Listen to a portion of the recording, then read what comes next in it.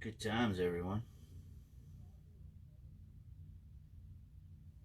Oh, that's it. Look at Gregory. Gregory getting right on it. Thanks, bud.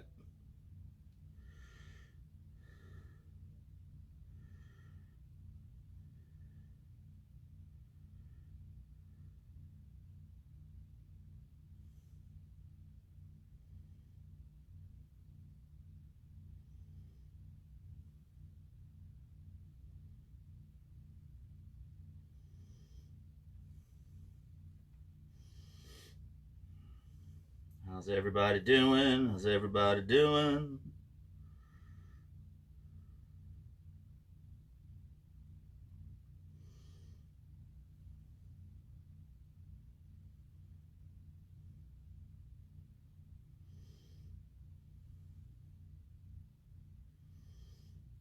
Everybody's doing all right. It's Good Time Thursday. Good Times Thursday.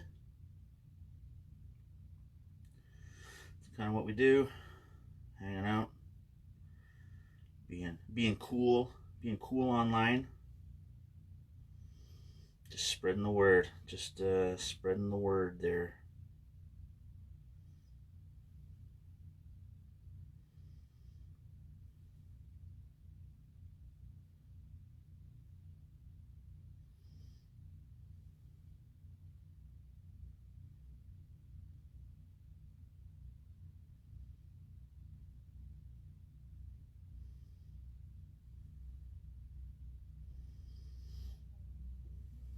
I think we're good here. I think so. What's up, Johnny? No parcel today yet, Craig.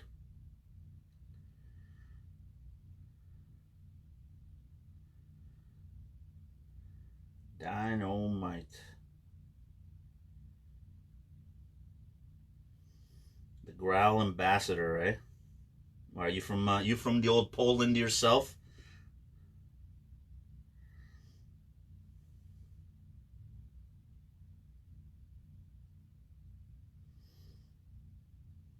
Cool.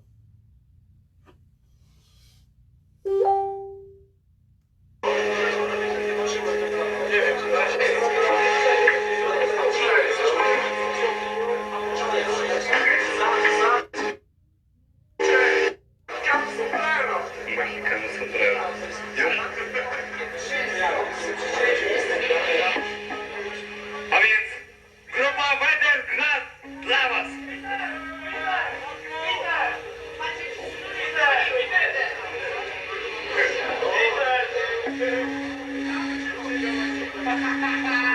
Przy momencie, chwileczkę. Minutka. Jak tam Jagiellonia się trzyma?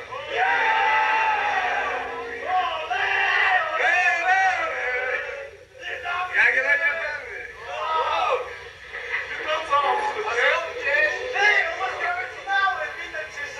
Przyjeżdżajcie, czekamy. Dobra, to witam jeszcze raz wszystkich oficjalnie. Lecimy.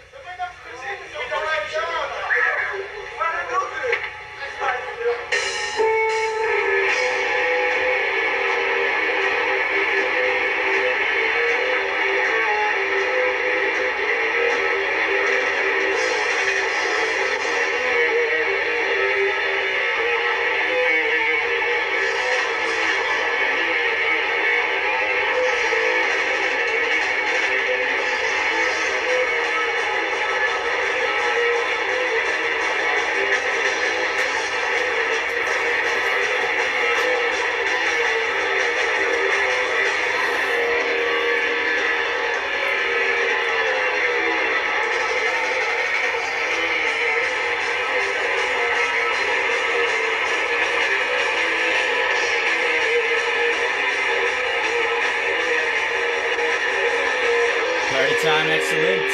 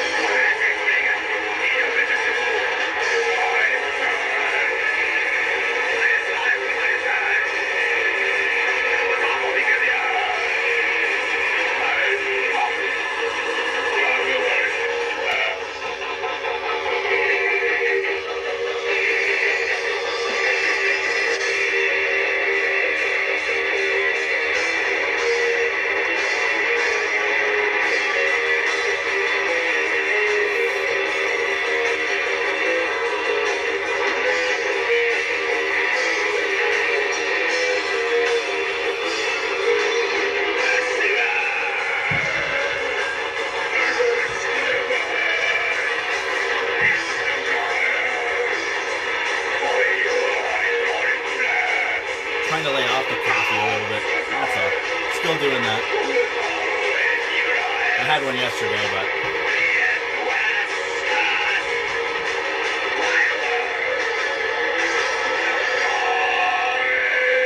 what up, cat?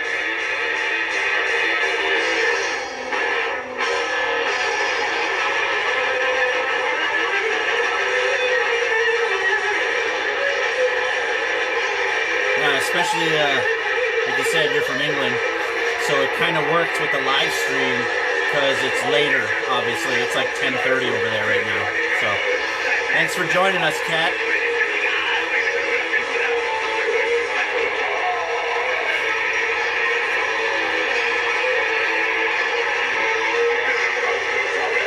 Let's plug the phone in just to make sure. There we go. There we go, now we're safe. It's plugged in, plugged in.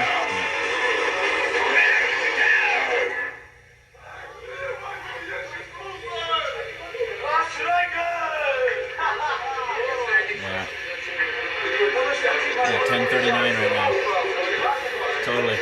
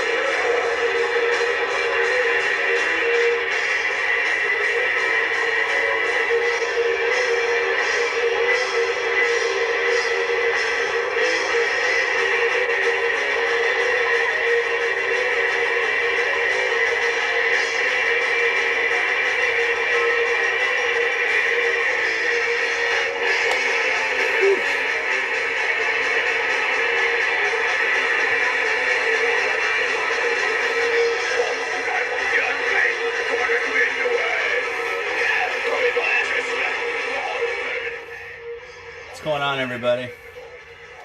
Hope the Thursday's been awesome. It's kind of raining out today. It was nice earlier. Got out a little bit. Alcoholica. Hilarious. I remember that. Yeah, it's strange too, because one of my clients that I do social media work for and graphic design and some other stuff or whatever, had to go meet up with him. You know, obviously we got our space, but had to go meet up with him to go over some new some ad campaigns and stuff like that we're going to be launching soon for him. And it was strange just trying to get into that frame of mind to get back into that workforce kind of feel. It's strange, man. I've been off since what, March 14th. So it's just getting worse. It's getting worse. I'm not enjoying this at all. That's why I do these interviews, to try to keep myself like, okay, I'm still moving, I'm still pumping, I'm still working, still, you know, I have a schedule. I guess you could say this keeps me in line a little bit. So, yeah, it was kind of strange today. I don't know. I wasn't sure how I felt about it. I mean, obviously, I know I have to do this because, I have to do this. But, yeah, it's definitely weird, and it's going to be even more strange when the entertainment industry gets back into the groove of things and having to go back to work to have to build stages and events and. I'm not looking forward to that at all. Not looking forward to that at all. Yeah, it's rainy here too, man. God damn. God damn rain.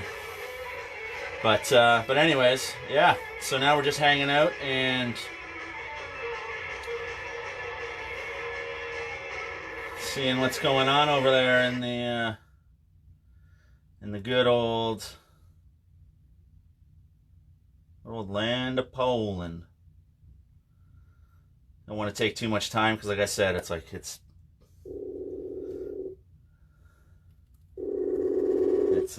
little later.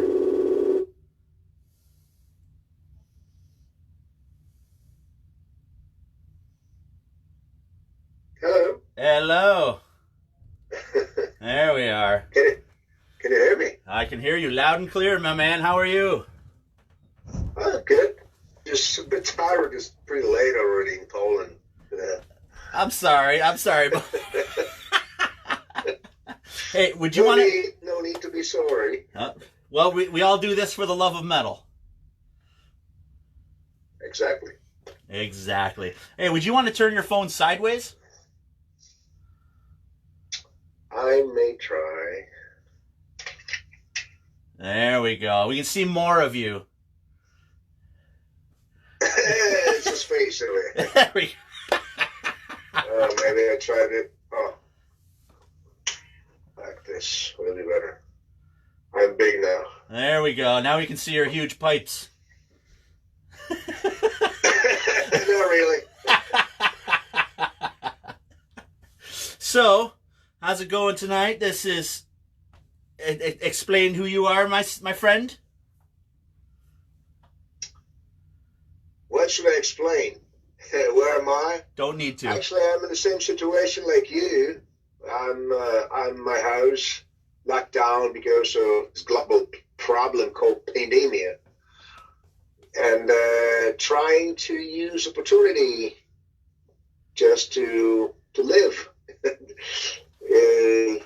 To spend time with my family, just to do something I never had a time for before. I'm a busy guy, and I never really had enough time just to spend, with my kids, with my wife, and my house. So now, and this very special situation, I can do that. I get enough time just for promotion, but also for myself, yes, for my life. And, everything slowed down so much. And maybe this is what we need. There's so much more time just even for the music, for not just for a job, and I like it, actually. Right. Of course, I'm still waiting. I can't wait just to hit the road again, but I think we need just to wait a little bit more for that, but it will come back sooner or later, and I'm sure about that. And just, as I said, trying to use opportunity as much as possible for myself at the moment. Yep, and that's the thing too, right? I mean, like you brought up, almost the whole world, not like unfortunately, but just needed a reset, right? Exactly. Just to kind of sit back. It is. Right. But actually, we're in much better situation than our ancestors 100 years ago, when Spanish flu hit the world. And imagine that situation when the world was with no mobile phones, no internet, of course, and no even TV. So people they didn't know, they had no idea what was going on.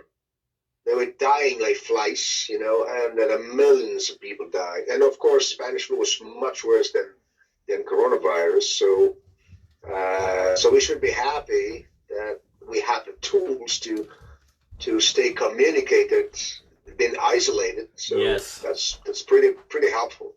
Yes. Ironically, internet is something I really hate because I always thought, and I still do, by the way, that internet is stealing our life, the real life. But in this very moment, it saves our life. So that's something good finally. So we can use finally internet just for staying connected, Yes. and just to get it back in trace sooner than later, So because the virus is a specific, disease. So it's to kill it. So we need just to stay isolated. So then it just dies like naturally.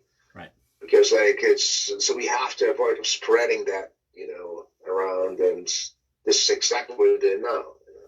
Exactly. And as I said, like, good time, just maybe like you said, like the world needs a little bit reboot, to reboot, to slow down, because really it's really hard to believe sometimes how the time flows fast, and Oh yeah. it's sometimes no time to think about, what's going on around. And now I feel that, everything slowed down so much. And finally, I feel like in the past when I had so much more time for everything, and Yep. not just for band, of course, like band is the priority. The new album just went out. And, but also for myself, life is nice. It's good. And it's good to have a little bit, anything, just a while, just to think about, just to feel like, feel good, not just rush all the time. Well, that's just it. Because I mean, that's the problem with the way today's society is everything is instant. Everybody's online. Everybody's trying to one up each other and work harder and do this and do that. And then, like you said, everybody kind of forgets about the basics. Like you said, when we're growing up, it was like there was. It just seemed like there was so much time back then. You couldn't wait to play in a band. You couldn't wait to go out ride your bike or go in the forest for a hike or anything like that. So a lot of people kind of forgot the basics and just start to focus back on themselves and their family. Yeah, exactly. Speed is good. Speed is good. Music, when you have a bike, of course, but not in life. It's just if it's too fast, it's not good. Yeah, totally. Just you're missing so much good things. Like going around like that. Yeah, honestly, I mean, my oldest son, he's 20 years old. I can't believe he's fucking 20 years old. Like that's like that blows my mind. I hear you. I got 2 kids, and they're older than me when I had them, and it's really hard to believe. I still remember them, like, been just a little bit. I remember I came back from a tour and was just holding them just like that, on just walking with them on my back, it's just not anymore. It's just they're bigger than me. It's not anymore, but. So now you're going on their backs. But you're right. If you have kids, you feel the life going fast. That's what you're literally. You see that. Yeah. Oh, it's it's kind of sad at the same time because you want to do the smaller things that are important, like go for a bike ride, go for a hike, all that kind of stuff. But I mean, when you're working, it's 9 to 5, 5 days a week, 6 days a week could be, and then all of a sudden you're too tired. Week's over, and then you're like, oh man, maybe we'll do it next week. Maybe we'll do it the week after. Maybe we'll do it the week after, and all of a sudden it's 20 years later. It is exactly. Yeah, totally. So okay, but. Yeah. Cut the crap and stop talking like geezers, and let's do some good things. We're not that old. Come on now. How old are you exactly? Oh, really? No. I'm 55. Ah. Shit. Yeah, 5'5", exactly. I was gonna say 6'6" gonna be soon. Yeah. I was gonna say you don't look a day over 53.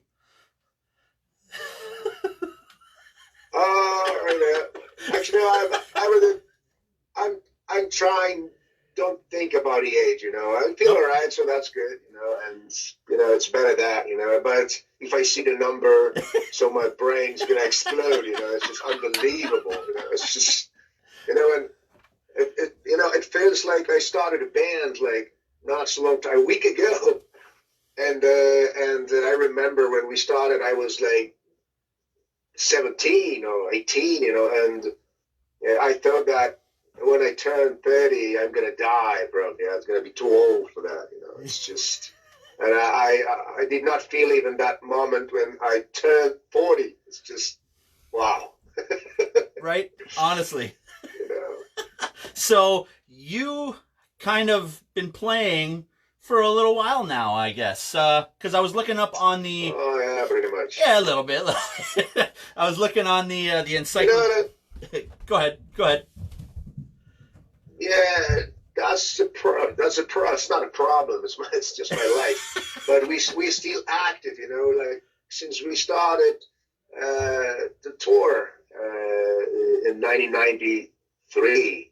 Like we were playing before, but the real tour in the West, that one with Boltra and Grave in Europe, that was after the Ultimate Incantation, our debut album went out. And so we played every year, average around 100 shows. So imagine how many of those did we play in the meantime.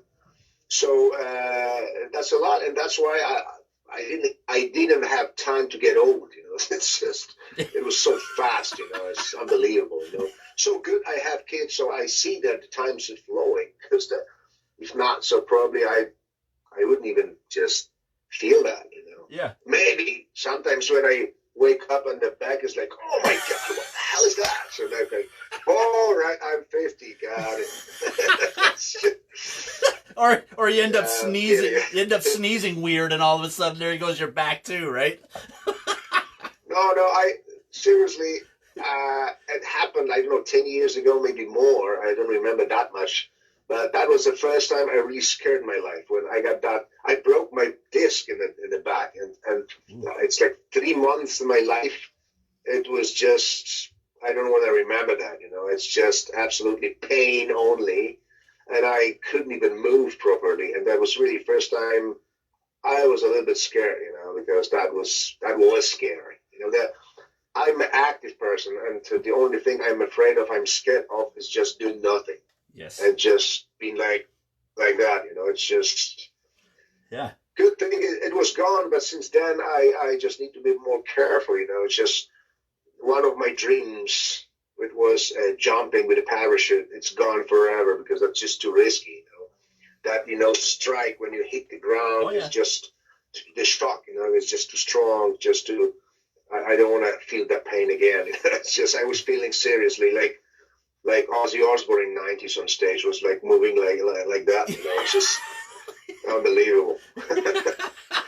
It's so true. I mean, and as we get older, we do have to keep up on the exercise and working out and just doing everything. I do. You know, that's why I like this reenactment part of my hobby, which I do with my friends. You know, we're trying to bring back the history, trying to show up like some battles from Second World War, and you know, just to be good. So you need just to do some trainings, you know, and to meet people, just to try to do it in a proper way, like it was 80 years ago, you know. It's pretty good, like exercising. Like, Yeah. all this training, you know, this field exercising, that's still, you need to be in shape, you know, to do that. Trust me. Yeah. Oh, definitely. So you're digging through the trenches and everything. I'm a NCO in my group, so I'm the one who should show. So we got like the guys in our group, like so different ages. It's like teenagers and also some like kicksters as well. And you know, if I want to show something, so I need to show that.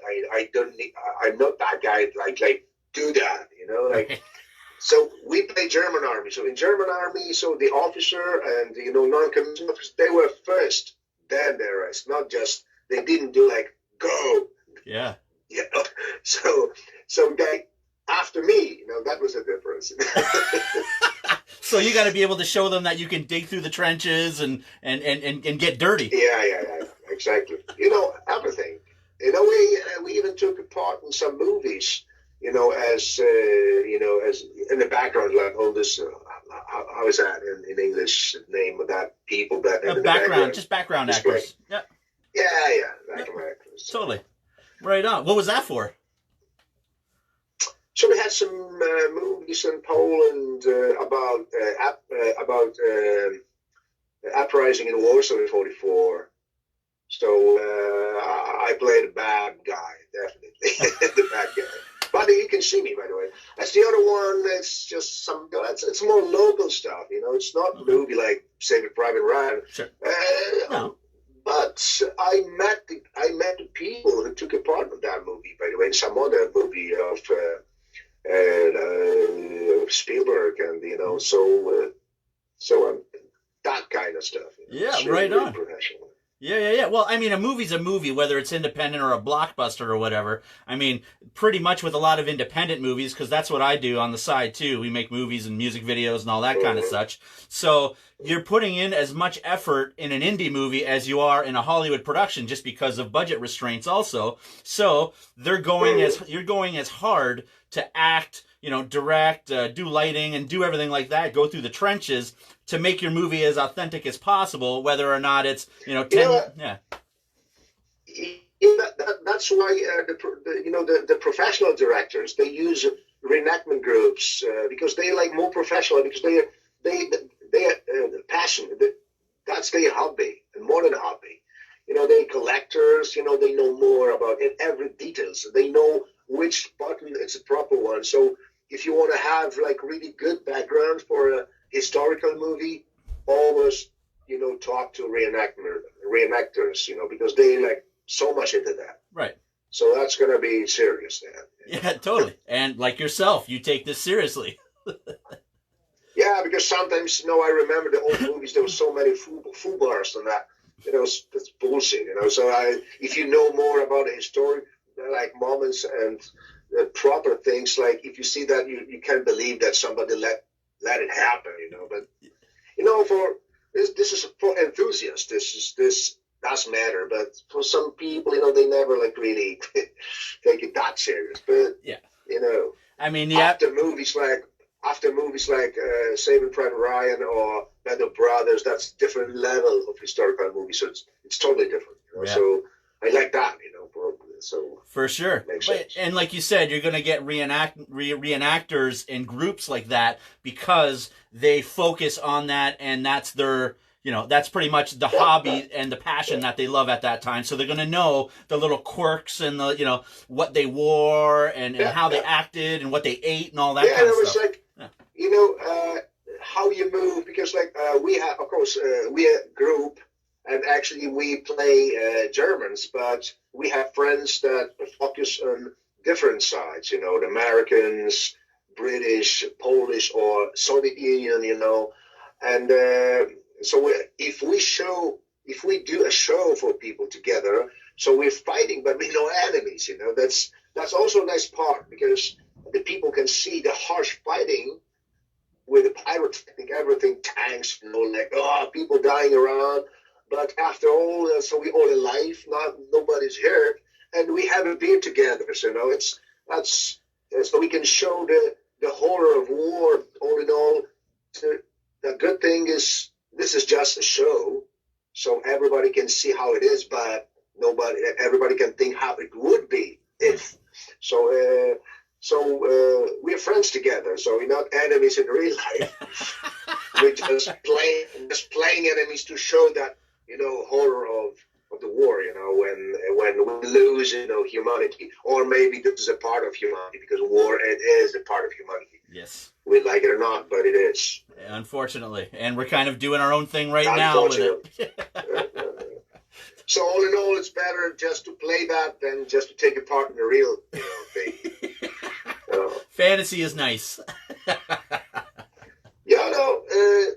If you wanna, I remember we like taking apart a huge show in Warsaw, and that was an anniversary of the uprising, and there were like veterans of that. It was not really. It was kind of bottled inside of the city, and we showed some things which was really horrible. We showed the event in the original play when all the battle took place, like in original times in 44, and they were crying. I saw tears. And that's of course we are like asking how were we acting, in Germans, and because like there's a few that's different, but they were so that was so emotional. Wow.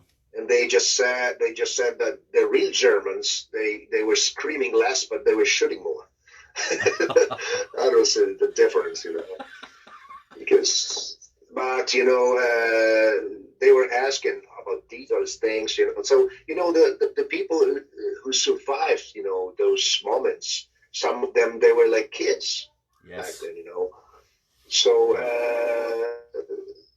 it's always pretty much emotional, and they were happy that we tried to show the new generations the horror of those times, because they didn't want just them to survive the same they did, and that's all about that. That's one big part of why we do that.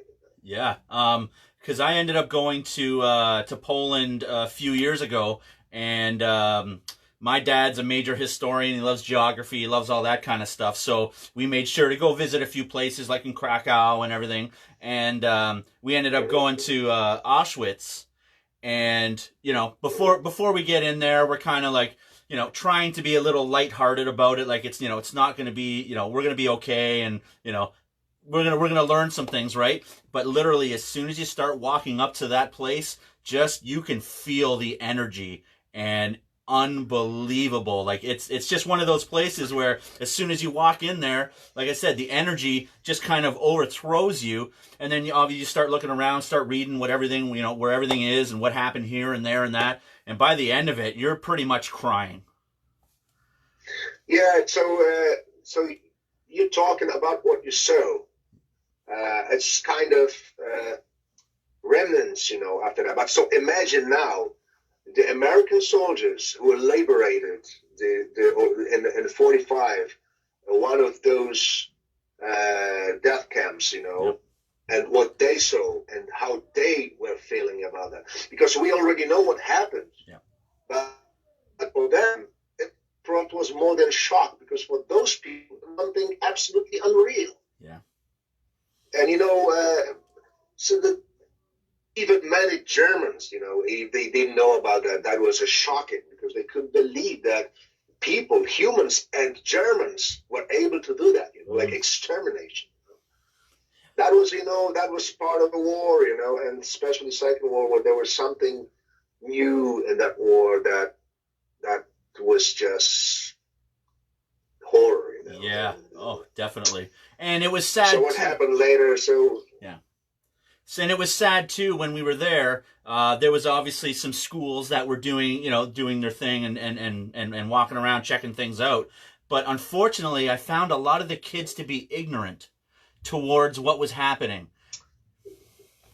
New generation, So if you never need just to be afraid when you go to to shopping or something, when your life is just easy because you got everything you need. You don't even need to get out from your house. You can get everything being delivered to your house. So it's really hard to talk about that. Yeah. To me, when I'm talking about, let's get back a little bit to the music, when I'm talking about the early days of Vader in the 80s in Poland, and I'm talking about like how it was. Some people today cannot believe. I think they think I'm just like kidding. It can't be like that. Yeah. It can't be true just to travel by train 3 hours and then back to the capital just to make 20 xerocopy covers for a demo tape. You need to have to send it over, How to believe in that? Yeah. Today. It's unbelievable. Yeah. I can't believe in that, but it was true because I was that guy who was traveling to xerocopy the covers because I to have the demo tape in a professional way in those days, that was the only way in Poland. Right. That was the only xerocopy machine was in Warsaw, Of course, then a year, 2 years after that, we had the one also in the local area, in Olsen, in the city I am from. But, before, no way. It was just, you had to travel hours and hours, and get back, But it's just one story about so imagine the war and those totally different, realities, for people. So I absolutely understand the new generation. They can't feel it. Yeah. How? From the movie? Yeah. I remember the movie Fury. And I like that one because in this movie, for the first time, all these vehicles were pretty original. Even the Tiger. That's the first time the Tiger was real original. That's the one captured by British in North Africa in '43. Beautiful, the beast, real beast. But that thing, like at the end of the movie, when that, like the I don't know, the whole battalion of Waffen-SS soldiers could not, destroy one, German tank. It was just impossible. This is just like spitting in the face for all those American veterans that died, and fighting with the Germans. I just didn't like it. That was not even funny. Right. Because it's if the new generation see the movie like that, they think, it's the war is easy. You got one tank, you can just destroy the whole battalion of Germans like easy. Yeah. No way. It's not like that, and that's why I loved Saving Private Ryan, because since the very beginning till the end, in this movie, the war was like it was. It was a horror. It was real horror. It was just this showed how hard it was to liberate Europe, and why that many Americans died just for that. And it's of course it's this pathetic kind of style, but it was like it was, and it's really so many people died for that. Yep. No, totally. And these people, the veterans, they absolutely deserve, the respect for what they did, because the world, the new generation, probably would be totally different. Yeah. It's hard to know. We don't know. We can't say, but definitely different. Yeah. Oh, definitely. You were mentioning that. Maybe worse, maybe better. You were mentioning that for the early demos, like you were saying, you had to travel hours out of your way to go get copies, and I'm sure photocopies were a little hard to come by at the time too. So ads, everything was a problem. Trust me. Yeah. So how did you end up? Everything was a problem because Go ahead.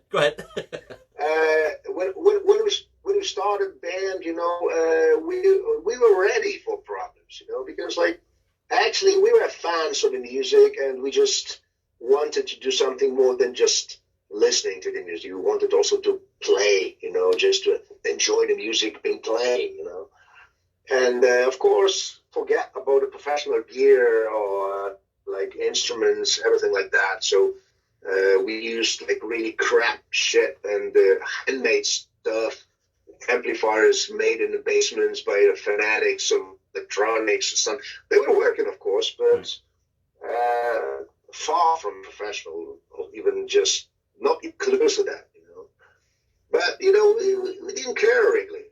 No. And we wanted to play, and as far as we could just, hear like evil sound from the guitars and bass and the scream, it was enough, and of course we had the uniforms with and everything was handmade, all the spikes, this fake leather jackets, we made everything, we spent hours making it. But then when you enter the stage in a club, little stage, and you saw this like 50 or 100 people like getting crazy, you could do everything for that. Yep. The emotions, that was just absolutely hard to explain in those days. No. So we loved that. We really loved that, and I still do. I'm a fan of the music. I wouldn't do that, for that many years if I wouldn't be a fan, if I wouldn't love metal. That's easy. That's clear. And, for sure. And, that's why metal is extraordinary. This is not just music. That was, to me, it was also something more. There was brotherhood. There was people that who was just looking the same. Like we had our uniforms. We are proud of, we had problem because of that. Like militia in those days, they were like just cutting the hair or just like taking off the badges, like throwing away, So that was the problems, but we're like that made us harder and stronger, because we kept always like we're like brotherhood. Like nobody let nobody of us would let hurt anybody of us. Right. So that was a war. It's kind of, and of course we enjoyed the music. Like if there was any metal show around, so we gathered together and we just go. We called us a brigade, like metal brigades, and it was like 50, 100 people from the cities. We gathered together. I remember that one of the biggest one was first Iron Maiden show in Poland. That was in 83 and 84. It was a Power Slave tour. Man, I was huge. I was the first show, the metal show, broke Poland, and the metal became so much more famous after that one, Then we had 86. That was the first metal festival in Poland, and Vader took a part on that one. That was our very first biggest show, ever, and that was absolutely crazy, So we had nothing, no instruments, nothing, but the show was absolutely crazy. I remember I entered the stage, I'd get crazy, and I donned the show, and I was just like on drugs, I did not touch that, but I was just like, man, emotionally like above, everything. Absolutely crazy. Yeah, and that obviously sparked your passion to keep playing live. That show in particular. Oh yeah, man, I wouldn't do metal if I wouldn't know that this is the music for playing live, Right. Of course, we do record albums, like a new one. Yeah. But actually, we recording albums to have new songs to play them live, That's why. That's the main reason. Yeah. Well, and it's about progression also. You don't always just want to keep playing your first demos and the first couple albums or whatever. The whole point is you want to keep playing new. Because we have new generations of Vader fans, and it's good to to show them what we did in the past. Many of those fans, they joined the Vader Empire after last albums, Right. after last releases. So not everybody knows that much about like the first releases. So and for veterans, for all those who follow us since the beginning, that's also nice just to bring back the old stuff.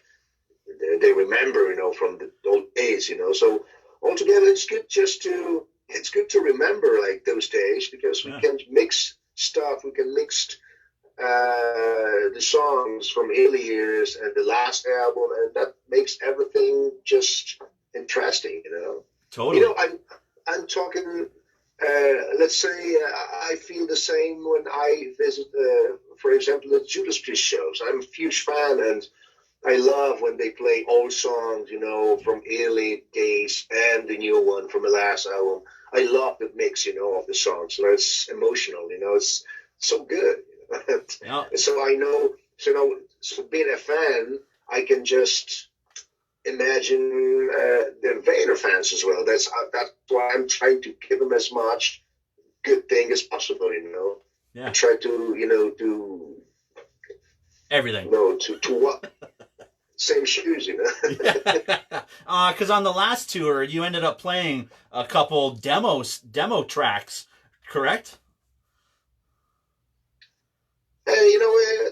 We still keep trying to do that. The last tour in the US, it's a special one because we're still before the new album, but we try to bring back some important names for our fans, the demo tapes as well. But we did the old, the first album and demo times on in 2016, I think. I remember that Maryland Death Fest. Okay. When we made the Augmentation album, and the response was so great, on that one, And so this time we tried to focus more on De Profundis or the second album, or The Art of War EP, or Litany, these albums are one of those most favorite among fans, and actually 2020 is an anniversary year for all of them. So we're not able to play all of them, but we are playing it just to give a little bit of each, So the reaction was enough. It was a really good tour and crazy one, and I just can't wait to come back to US with a new album as well, so we can just give also some fresh meat for the grinder. Yeah, because I ended up catching you in Toronto there, and like I said, we were supposed to hook up for the interview, but I mean, as any tour really goes, there's not really enough time to sit down. Yeah, but don't take me wrong. No. I know how important it is just to stay connected with media, with fans, like you, but because you give your heart just to support metal and support Vader as well. So I absolutely understand it. Because on tour, when I focus on the music, and sometimes I'm just tired, and I just want to just go somewhere. Yep. And the last one was not that one when I could walk around. So sometimes I just don't have that much time, just to spend. Like, it's, the sound check is here, or some like dinner around, and this show is priority, and and I'm not arrogant, man. I absolutely respect, people who want to talk to me, but just sometimes I'm just one guy, and sometimes I ask James to help me with chatting, but like, many people want to talk to me because, I remember the old days. They want to talk about old days. Right. And I do not have that much time, like, every time, when we visit the U.S. or Canada. So I hope you understand this. Oh, I totally do. Of course. I mean, that's like any of the interviews that we try to do on tours. They don't always go through just because, like you said, as soon as you get there, you got to find, where are you staying? All right, when's supper? All right, when's sound check? All right, who's loading in? All right, 15 minutes to show. All right, I got to take a little nap or something like that because we've just been fucking touring and traveling for 10 hours. Show happens, you're exhausted. You got to load in. You got to put everything back on the truck and go. And then by that time, it's late. Speaking of which, a show, honestly, I remember the old days when after the show, we could meet with friends, like at the bar. We can talk and drink, having fun after that. And this is what I really hate today, because, like, especially when you play last and you finish a tour, you got, like, let's say 20 minutes, 30 minutes to change. And then the club is just closed. There's nobody. The bar is closed. Yeah. Everything. There's nobody there. That's crap. Yep. It's just like, I don't like it. Because, like, the part of the metal is just to meet fans, meet friends, after the show. And how to meet friends if there's nobody left, It's like club is locked, It's just, come on. What happened? Yeah, honestly. I don't like it.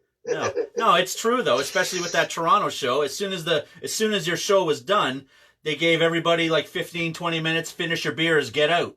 And then it was like, okay, what do we do now? We're trying to, speak with you, trying to speak with somebody else or whatever, and they're kicking us out the whole time. And it would be nice, like you said, keep the bar. Why not keep the bar open? Everybody wants to hang out still and just decompress after a show and start talking about it all, right? And then, no, they're kicking us out and you got... Sometimes you may stay for longer, There's no like a longer distance, so we don't need to leave right after the show for the next one.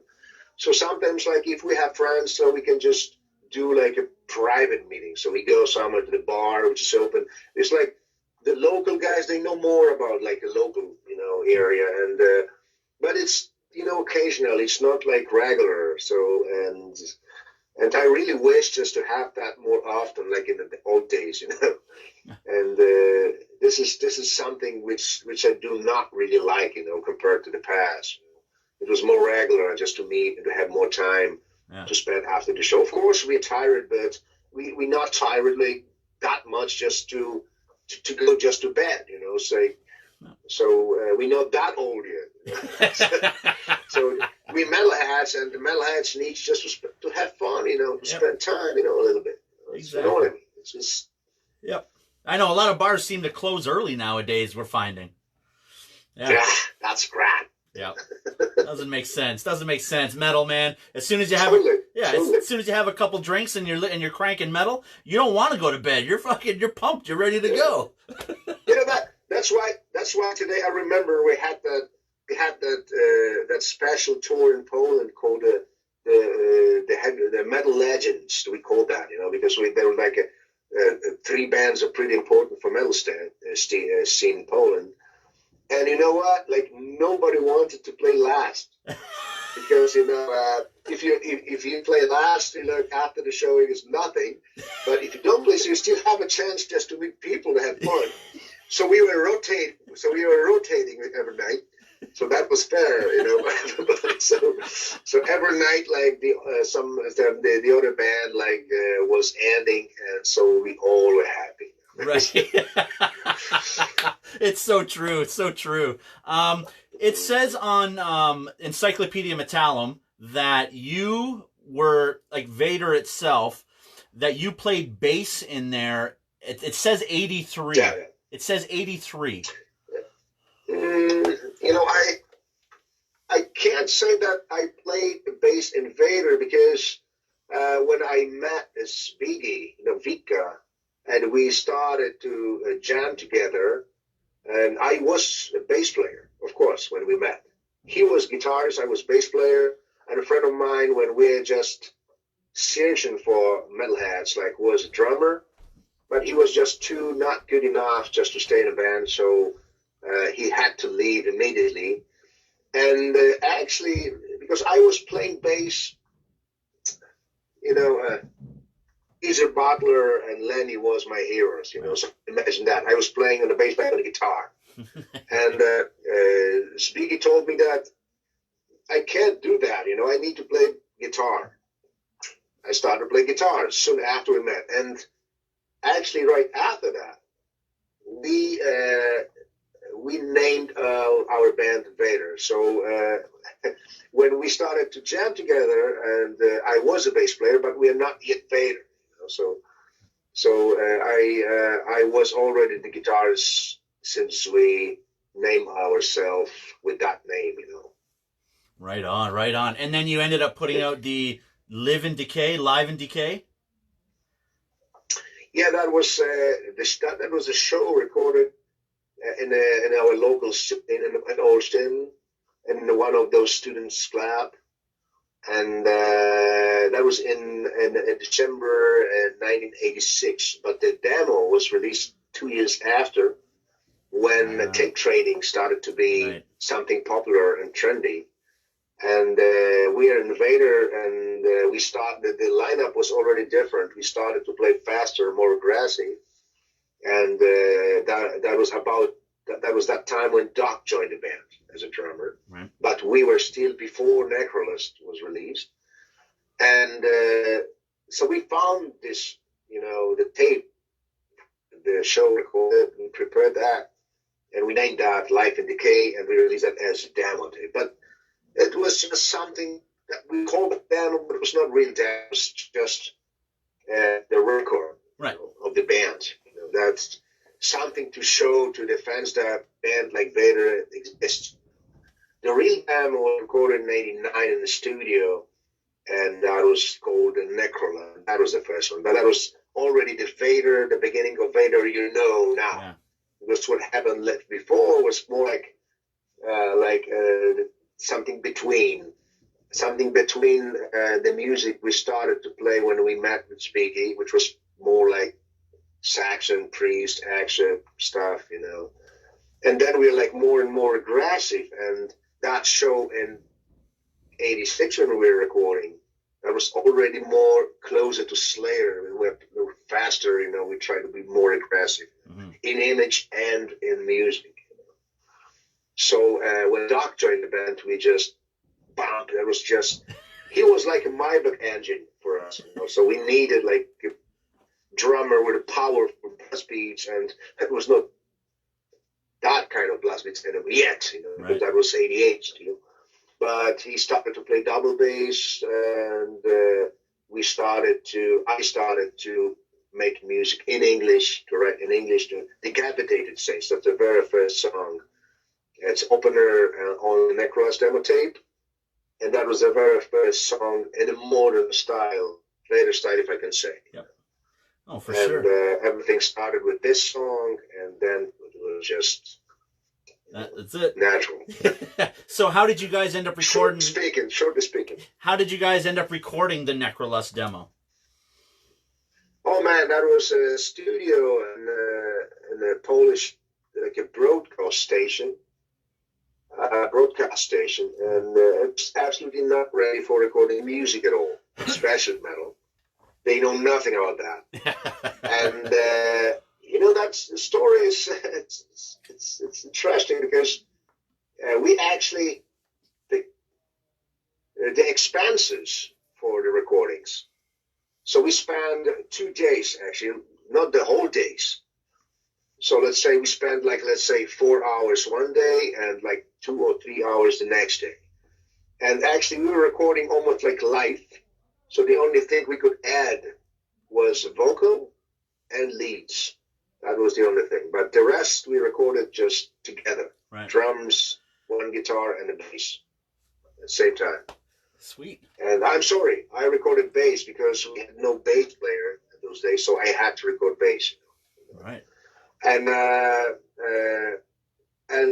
we spent, the cost was a bottle of vodka. Because, we recorded songs not for a demo tape. We recorded songs for a special broadcast in Austin because they had something like new faces music, something they named new faces in music in the local scene. And it was all bands. I don't know, like the blues bands, jazz bands, classical stuff, just young artists who perform. The studio gave them a chance to record, and then they used that for that, for that event. Mm-hmm. And then they just erased that, and the same was with Vader, they recorded the 3 songs, 4 songs, and the band could use that with no money. So the bottle of vodka we paid, we bought for this, promoter, let's say, of the channel, the broadcast, and just because to have a chance to be in the channel and to be a part of that event, Yeah. And they never cared about what you're going to do with the music. And that was good because they let you use the music without any, costs or something. Yeah. Just for free. Yeah. So we just taped that and we copied that then on a cassettes demo. You get that. Yeah. That was like this. Yeah. And it was absolutely the same story with Morbid Drake demo tape. Just we had more experience, and we had a little bit more time, a few hours more for that. And we recorded the same studio for the same broadcast a year after. Just the huge difference was we had better instruments, and we were just 1 year more. We had this 1 year more experience already, so we played better. Right. And we prepared the demo tape with a very professional way. If you maybe saw the Morbid Drake, so it was like a full booklet, color, and the lyrics, everything. So that was wow. In Poland, even pop stars did not have such a great, release demo tape, cassette. And this tape actually gave us a deal with E-Rake Records, and the whole story started actually because of that. Wow. So they loved. Wow, exactly. That was wow. So they obviously noticed the professionalism and everything that you did and to put this demo together, whether it be the recording or just the artwork and the layout itself. Yeah. Musically, a studio totally was not prepared for recording any music. That was studio for recording chat, like we do now. Right. Probably my iPhone works better for recording metal now compared to to those days. And, of course, they used the tape. Right? They didn't even have that white tape, Right. like in professional recording studio. They had just this little tape, to like everybody had, just like bigger, more of them. Yeah, yeah. So you could speak for 3 hours, and you didn't need just to change the tape. That was the reason. So even that was just typical. Yeah. But all in all, we did not care. As far as we could record, and the band, and we could, listen to this broadcast like in the evening. Everybody did. So that was a big deal. Wow, Vader is in the channel 1, in Poland. God damn it. So that was good promotion, really. Yeah, honestly. That's why we had to buy a good vodka, not just cheap. So what was the scene like at that time when you guys put out the Morbid Reich demo? Obviously with the with Earache Records, they the Grind Crusher started getting out there. You jumped too much, because like the scene and our local scene when we started to record Necrolas was different because we were about to start everything. We are among those who started the extreme metal underground, right. Because like there was no media, no nothing like interested in this kind of music. We had something they called a noise only, and then the good thing was that censorship was not really interested in us because we're not speaking about the politics or things like that. So we're speaking about the hell and supernatural. Nobody could understand what we're speaking, but we are actually growling. So you can't understand the words. So all right, let them do that. They don't dangerous, and nobody understood it. So we were feeling pretty good because we felt like elite, like right. and more people hated us. We are more proud of that. It's like it's good, and we are like just starting, everything, like underground. We named that underground, in Poland. Right on. And that was the beginning. And a couple of years after, when Morbid came out, that situation was different because I was already pretty strong scene in Poland. There was many bands. We like inviting each other just to trying to do some shows in local areas. So the first several-copied zines started to exist. Mm-hmm. We had some meeting places, like that little metal store in Warsaw when everybody can get in, listen to music, meet friends, So the 2 years after, the scene was already pretty strong, and it was more bands, pretty good bands, by the way. And, in the beginning of 90s, that was already pretty trendy. And, that was so important and so popular. So even media started to be interested in that more. Right. So more and more, I remember Vader, especially after we record the first album in England. And we are on that tour both are in Europe, then in the US with D-Side.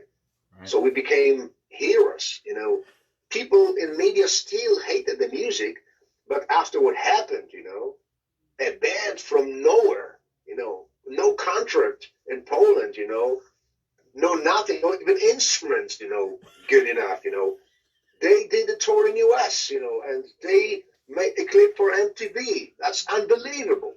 So Vader started to be, a visitor in TV, It's just absolutely out of question, Yeah. And radio stations. So more and more magazines started to invite us even to talk, It's crazy because, like, they did not understand the music, but what happened, all this success with the album and the tour was just like hard to believe, and that was the reason why for so many years Vader was kind of hero for Poland, not just for metalheads, right.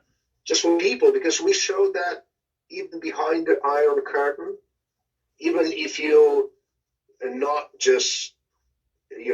signed with a like big level in Poland, you still can do a lot if you believe in the music, if you get a passion. And you do not need really connections or money to do some good things. Right. So that was so important back then in Poland. Yeah, well, yeah, like you said, the pride is what gave you the notoriety, right? Mhm. Yeah, because everyone, like you said, everybody was looking at you guys going, you're playing this noise and we can't understand you and you're playing too fast. But yet people are starting to pick up on you and you're starting to play shows outside of Poland. Like, what's going on here? Like, that's almost unheard of at that time, too, right? Because, I mean, the extreme scene there wasn't... It's like... Yeah. That was good because, like, we actually somebody has to be a first, Yes. and we are those first who opened the gate, to the west, and Iraq helped us a lot because they broke us out, Yes. and we had a huge chance to show up to the good crowds on the good tours in US and in Europe.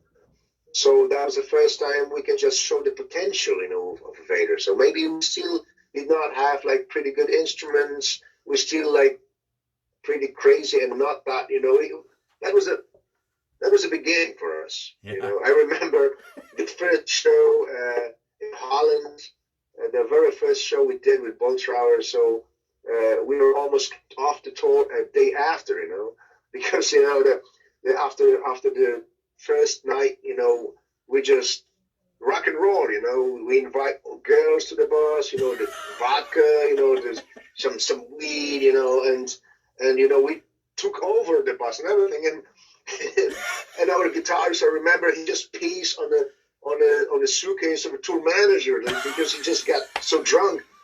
And the next day they just say, hey guys, you just support, guys, you want to get off that, man, behave. And we're like, we're sorry, but we thought that's rock and roll, So Bolt Traveler teaches us how it is, how is that to feel respect, and I still was huge respect to Bolt Traveler because we needed that. Right. We are just a young guys, our first show, you know how it is, wow. And so we needed to slow down a bit. And the rest of the tour was cool, just that they let us stay and just, we had to understand the situation, how it is, and we did it. And just, we needed just some explanation, Of course. From authorities. Sometimes you need to get knocked down a notch or two once in a while just to realize. Exactly. Totally. So what was it like when you first came to the U.S., for that first tour? Was that with they said Deicide? That was the first one? Yeah. So we started with Deicide and Dismember. Right. And then we continue with Suffocation and Dismember. So actually that was a huge tour because we made like a 2 round trips with 2 great bands around like US and Canada included. And that was really good time. Imagine us, like America was like a paradise for everybody, especially for Poland, So where we saw in Manhattan, Los Angeles, that was unbelievable. It was like in a dream, Like you saw the places from the movies, So it was just unreal. For the first time, Yeah. McDonald's, wow. But and I had no idea how soon after that I started to hate that food, But, it was too symbolic, it was too symbolic for us. And the first touch with this American dream was shocking, It's like there was some things was really great, but some other was not that great. But, you have to touch it first to understand and, to know what's up. Of course. And they obviously... The experience came later. Yeah. So obviously... With each next trip, Yeah. So going on that tour with those guys, the fans obviously dug Vader and wanted more. Yeah, we show up for the first time, so there were many fans that came to see Deicide or Suffocation. They knew them and they were already pretty famous. Yep. And the Vader was some, of course we met some friends. We were like in touch before. We are like tape trading, So there was like many Morbid Drake demo tapes or even early tapes I sent over to US, so we were not totally unknown. Right. But for most crowds, so we're just like exotic band from Poland, so probably bullshit. And many of them they change mind after we play a show. Oh yeah. Because like that's what we can do. But many people I used to talk to before we start to play, they were pretty skeptic, about Vader and Polish guys, Polacks, on stage. That's typical. Well, I mean, like, and, go ahead. The other problem was the language barrier. I was not speaking that good English, back then, and I wished I could because I had so much to talk, to talk, and I just couldn't. I think Doc was the best in that on that area. Like he was speaking the best English of us, and actually this, and that was the good thing because like so many tours we did with American bands, and that's why it was made way easy to me to learn the language, and that's why probably I got an American accent. Like every time we play in England, so the people think I'm from US. Yeah, you got that American accent, but for them everything sounds American, which is not British. So that's typical. It's the same like US. If I was speaking with an accent, so they thought I'm from Canada, probably. It's like Europe. Europe. Oh, Europe. Where is it? Russia. All right. So that's American. But if you come to Canada, you just have to make.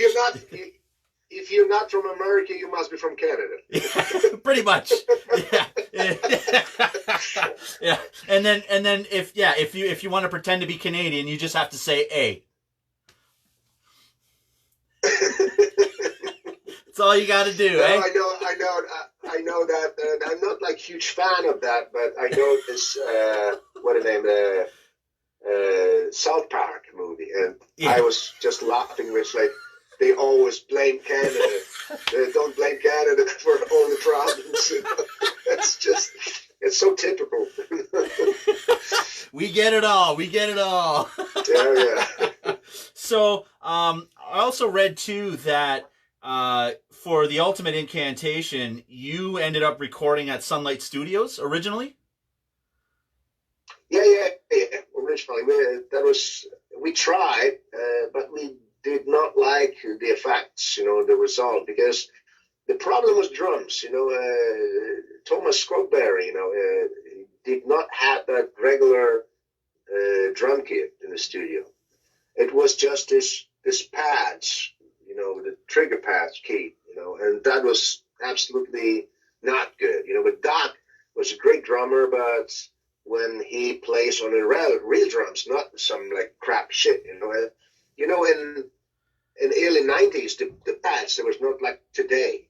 Today, even if you have this, this practice pads, they got the regular skins.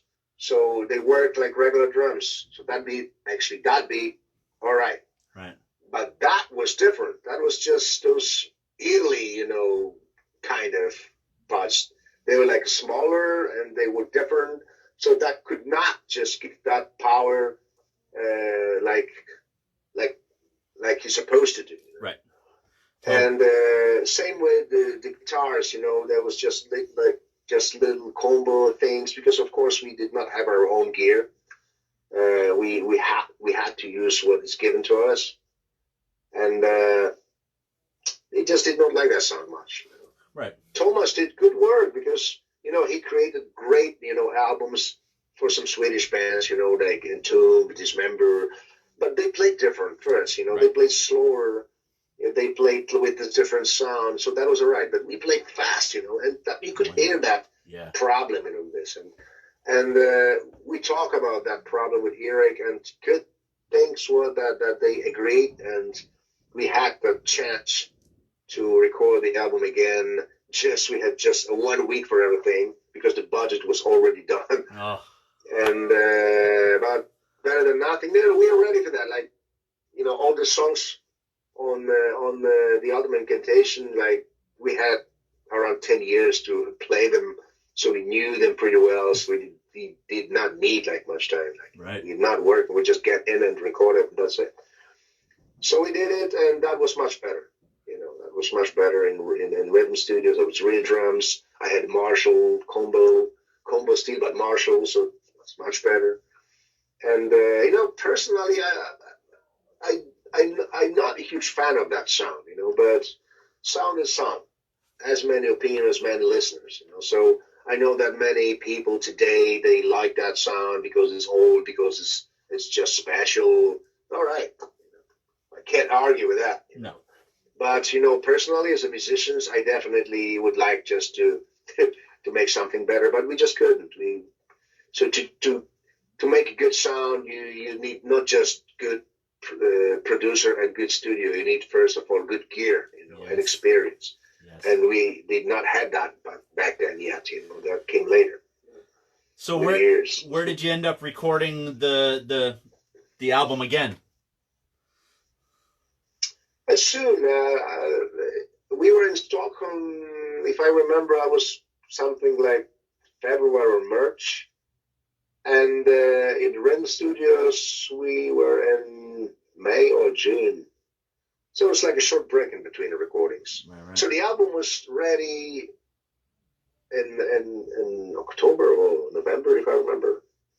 I don't remember that much. Right. Just not good in memories anymore. But something like that, Late 92, that was a premiere. Mm-hmm. And we started touring with new album early in 93. That's what I do remember. And you literally haven't stopped since. You've almost, guys, put out... No. Yeah, you've literally almost put an album out every 2 or 3 years.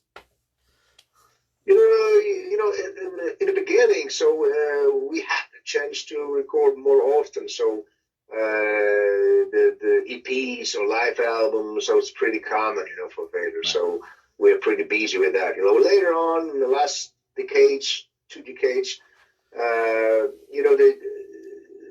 record companies like Nuclear Blast or Metal Blade before, they were not that much interested in doing like little things in between. And they really like to focus on a full-length album, which is, of course, pretty all right. Yeah.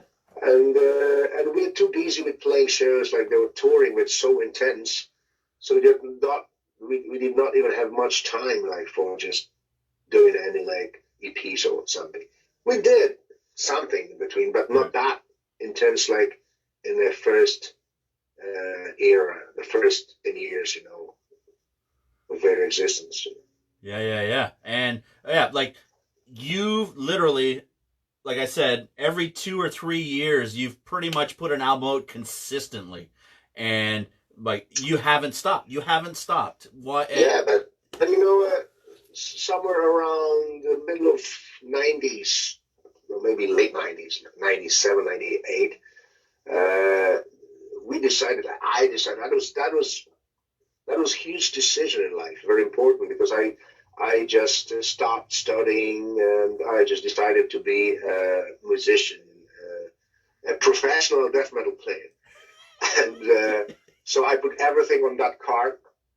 And, of course, like my parents did not support that idea, because like they did not believe that I can't live from this music, and I already had 2 little kids, so that's even more. They say, like, just grow up, be serious, and, find a job, and, just try to care about your family. That was right, but actually I'm happy, man, because I met, like, absolutely great partner, and we're together still, and so actually this partnership made it happen, because like without a good partner, I couldn't go on tour and leave kids and everybody like that. So this understanding between us and made it happen, Right. And that's very important, if that's how important it is to the proper partner in your life, Yep. So you can have kids and you still can be in a band like Vader, busy, and just do it. And you still can be a father when you're home, maybe not that often, but still. And that's so.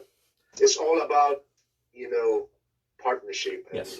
understanding, in life. Yeah. And that's the thing too, right? I mean, you find your right partner or whatever, and they realize that that's your passion and that's what makes you happy. So why would you get in the way of that, really? And the good thing is we supporting each other, Mm-hmm. Martha is not like a metalhead, my wife, Yeah. But she always supported me because in the same way he was supporting a family, and the same me, like she's got the passion, the regular cattery, and I always like try to support like as much as I can, with my kids now, like everything. So we like the family supporting each other, Right. if we need something, and that's all about it. Yep, that's exactly what you're supposed to do. Exactly. I don't want to keep you too long if you have to get going or whatever, because I know it's getting. I don't want to fall asleep, So. Yeah, it's midnight soon. Yeah. It's not, of course. It's not like I'm afraid of a night, not at all. But when I'm home, I'm actually a very early bird, and I wake up usually about 6 or 7 in the morning. Right. So I need to get like a few hours to sleep. Of course. Even me needs to sleep. We're all metal. We're all metal. If you know what I mean. Yeah, totally. We're all metal and extreme inside, but honestly, we need to get some sleep sometimes. I am. So, just one last thing. How do you feel about the scene now compared to, growing up then? Everything's different. It's a different world. Yeah. It's it's like the Earth and Mars. It's music, and the music might be the same. It's speed. Like metal to me, because I'm old school. It was always about brutality, intensity, speed, and anger. That was metal. And when we started, underground metal was like a rebellion. It was totally different. Nobody wanted to understand it, but us, fans.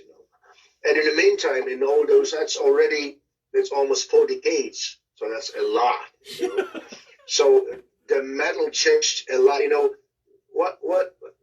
Just try to see the metal bands today and how different they are. Trust me, so many bands that play metal today, in 90s, they probably would be bitten to death by metal fans because the difference of the style they do, it's absolutely incredible. Some folks metal or, whatever, Yeah. How they play, how they look. It's totally it would be non-metal in 90s, and 80s, So that's how metal changed. Today it's so wide in style, Yeah. and the fans always like different, and they not only orthodox. Right. There's many metal heads that they just different, Oh, totally. not up, yeah, No. totally. And the long hair is not anymore kind of like attribute of metalheads. Right.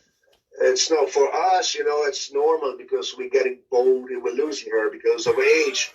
But at times, but we still have something, right? That's what I'm trying to say. Yeah. And for a moment, I did not understand why the young people who could have like a longer hair, they rather like to have a longer beard, But that's that change I'm talking about, Yeah. And of course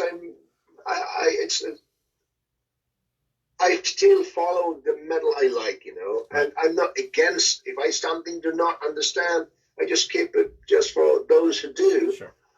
And I'm not trying to, to bullshitting around, about that because it's just different, Yeah. No, totally. I understand it. And the business, of course, the business is huge now. And if you see the popular bands, I'm not even trying to mention bands like Metallica. That imagine Metallica in early 80s, and if you would try to show them the Metallica from 2020, they wouldn't believe that. Yep. Probably. It was just that different. Yeah. And, I don't think they would believe that they will be same places on the chart list, like, I don't know, Michael Jackson, Madonna, or even higher. It's this is why I'm trying to talk. Yeah. Not about the music they play, because they're still a great band, but I'm talking about like the popularity, the status. A behemoth, man. They're more evil, they're more extreme, but still so huge. They play shows for thousands band with the pyro, like this robes and things. This is also different, compared to the metal. I remember the thrash metal, death metal when they came out. Yeah. And the magazines, the hundreds of magazines, the whole culture is built on metal. Yeah. When we started, all the metalheads, the orthodox, the extreme metalheads, they were like criminals for many. Today, many friends, I remember the friends we visited the shows. They were lawyers now. They were doctors, they're just in the government, they like that. Yeah. And some of them still do listen to metal, extreme metal. So not everybody just grown up, Yes. and lost, the interest in metal. The real metalheads, they always have it in the heart, you will never forget about that. Yep. No, totally. You could be a president. You could be a president of the United States, and you're gonna be a Slayer fan all the time. You know what I mean? This is metal. Yeah, totally, man. Do you have any last words for everybody before we sign off here? No, I hope you're not slipping. I didn't bore you to death, and I wish just we will hit the road again in September, because in the moment we plan to start touring again in September, but it's more in theory because nobody knows what's going to happen. Yep. But we feel of hope, and if the life will get back on a normal trail, get back to normality, so we're definitely going to start to play, and we're definitely going to visit the US as we planned, which means in the beginning of 2021 with a new album. So, wow! Already, be ready. Already. Better be ready. So you're already working on new stuff, new material. No, man, come on, have mercy. Yeah. Just the new album, when the release day was just not even 2 weeks ago. I know. And you asking me for new album? No.